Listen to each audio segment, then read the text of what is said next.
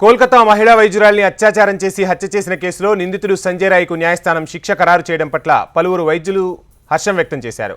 Hyderabad Osmania medical కాలేజీలో national medicos organisation ఆధ్వర్యంలో వైద్యులు సమావేశమయ్యారు. సిల్ధా కోర్టు విధించిన జీవిత ఖైదు శిక్ష పట్ల వారు అసంతృప్తి వ్యక్తం చేశారు. దేశవ్యాప్తంగా ఉరిశిక్ష విధించాలని వస్తున్న డిమాండ్ను న్యాయస్థానం పరిగణలోకి తీసుకోవాలని మెడికోస్ ఆర్గనైజేషన్ ప్రధాన కార్యదర్శి డాక్టర్ సురేంద్రబాబు విజ్ఞప్తి చేశారు. ఆర్జీకర్ మెడికల్ కాలేజీలో వైద్యురాలిని అతికిరాతకంగా హతమార్చిన నిందితుడు జైల్లో సాధారణ ఖైదీలతో కలిసి జీవించే హక్కే లేదన్నారు. ఈ ఘటనతో అయినా మహిళల వైద్యులకు రక్షణ కల్పించి చట్టాలను కఠినంగా అమలు చేయాలని పాలకులను కోరారు. ఈ ఘటనలో తెర వెనుక ఉన్న దోషులను గుర్తించి కఠినంగా శిక్షించాలని డిమాండ్ చేశారు. ఈరోజు ఎన్ఎంఓ నుంచి మేము ఒకటే కోరుకుంటామన్నా, ఈ దేశంలో మనకు తెలుసు ఇది ధర్మభూమి. రామాయణ మహాభారతాల్లో పెద్ద పెద్ద యుద్ధాలు, కొన్ని లక్షల మంది మహావీరులందరూ ఎందుకు చనిపోయారు? ఒక స్త్రీని అవమానించడం వల్ల. కానీ ఇక్కడ అవమానం కాదు, అత్యంత దారుణంగా రేప్ చేయబడింది, హత్య చేయబడింది. అలాంటి సంఘటనలో ఉరిశిక్ష లాంటివి విధించకుండా కేవలము ఒక జీవిత ఖైదులాగా చేసి గవర్నమెంట్ వాళ్ళని ఖైదీలందరినీ పెంచి పోషిస్తూ ఉంటే మనం సమాజానికి ఏం సంకేతం ఇస్తున్నాము? దీన్ని మేమైతే తప్పుపట్టదలుచుకున్నాము.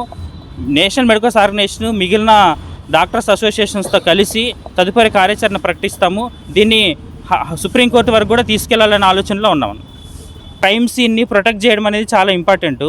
ఆ క్రైమ్ సీన్ జరిగిన దగ్గర అక్కడ ఏ ఆనవాళ్ళు లేకుండా కన్స్ట్రక్షన్ చేయడానికి వితిన్ 24 అవర్స్లో పర్మిషన్ ఎవరు ఇచ్చారు? ఇదంతా కూడా ఇన్స్టిట్యూషనల్ మర్డరు. ఒక సంస్థ, అక్కడున్న పెద్దవాళ్ళందరూ కూడా ఇన్వాల్వ్ అయినారు అనే అనుమానాలు మొదటి నుంచి ఉన్నాయి.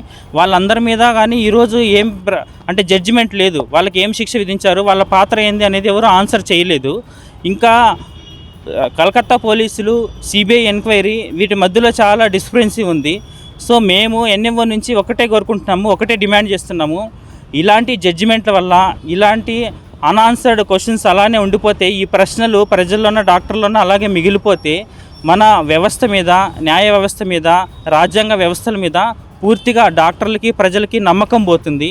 మేము మొదటి నుంచి ఒకటే డిమాండ్ చేస్తున్నాము, డాక్టర్లనే కాదు దేశంలో ప్రజల రక్షణ అనేది ప్రభుత్వం బాధ్యత. మహిళల మీద ఎటువంటి దాడి జరిగినా కూడా తీవ్రమైన చట్టాలు తీసుకురావాలి. ఆ చట్టాలని ఇంప్లిమెంటేషన్లో చాలా సమస్య ఉంది.